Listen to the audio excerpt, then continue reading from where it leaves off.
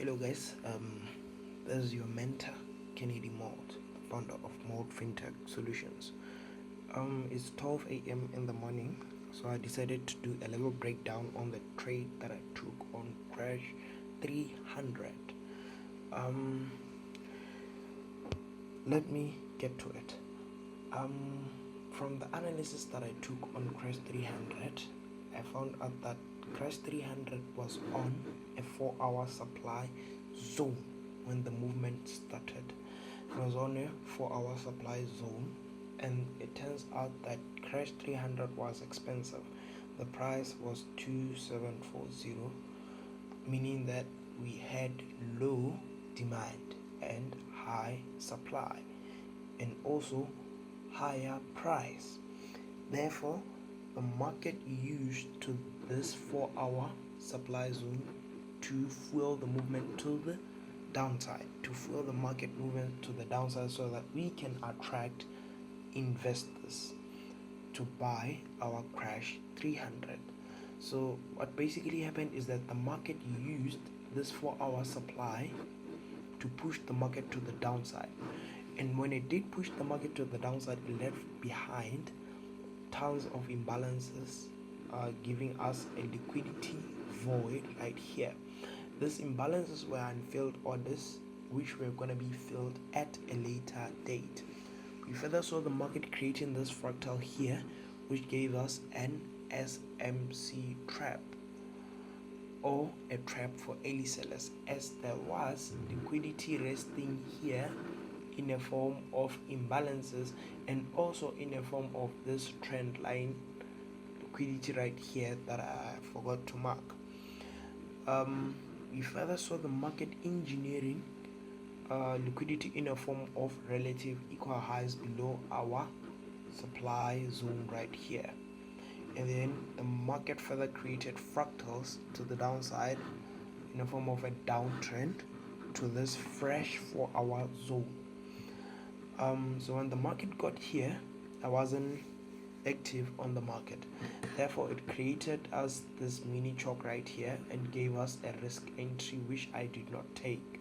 So therefore I waited for the market to create a major chalk by taking out this last high that printed the last low into this fresh 4-hour zone right here. So after the market taking out this last high, it created a major chalk, getting into this smart money trap zone and taking out all the orders that were left here and all the liquid that was resting above this engineered equal highs. So after the market taking out this liquid, tapping into this smart money trap, what it did, the market used this smart money trap to fuel the movement to the downside, so that we can go and tap into our confirmation zone that was left when the market impulsively moved to the upside.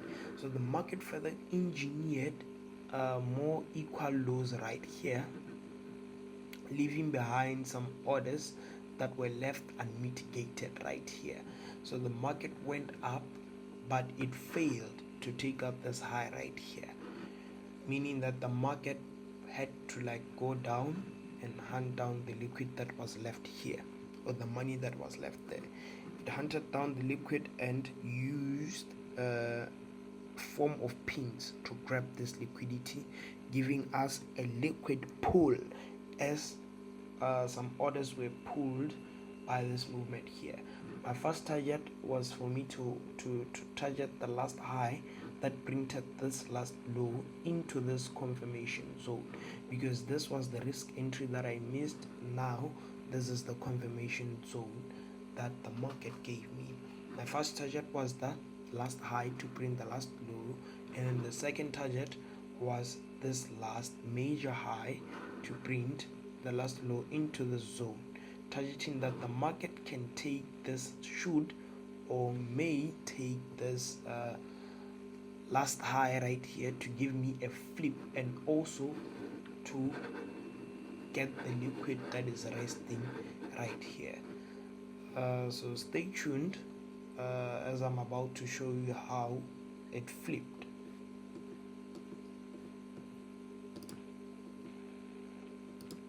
So this was the entry model that we had.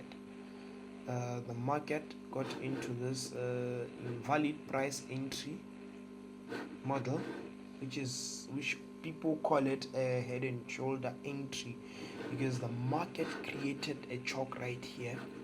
It then fueled a movement back to this invalid price entry. We then saw the market using this 4-hour invalid price entry supply zone to push the market price to the downside, as the price was still expensive. Therefore, there was high supply but low demand, as the price was expensive. We then saw this movement being fueled down, leaving behind tons of imbalances and unfilled orders that were later gonna be mitigated at a later date. So we then saw the market creating this adjustment that I talked about, this adjustment to take out this low right here, giving us a fake SMC trap zone, and the market further created equal relative highs as a form of liquidity, showing us there are some orders resting here, and also these were equal highs. There were some orders resting here too. So the market, what it did is it took out this orders right here, and then we went up, created a pull to take out the order that was left above this high right here, giving us relatively equal highs, meaning that there are more orders that were induced right here. Therefore, the market created this movement right here into our fresh 4-hour time frame zone. It then created this mini choke right there. So this mini choke, it gave us a risk entry, but I wasn't active in the market, like I said. We then fueled the movement to the upside, taking out the major high, giving us a confirmation here.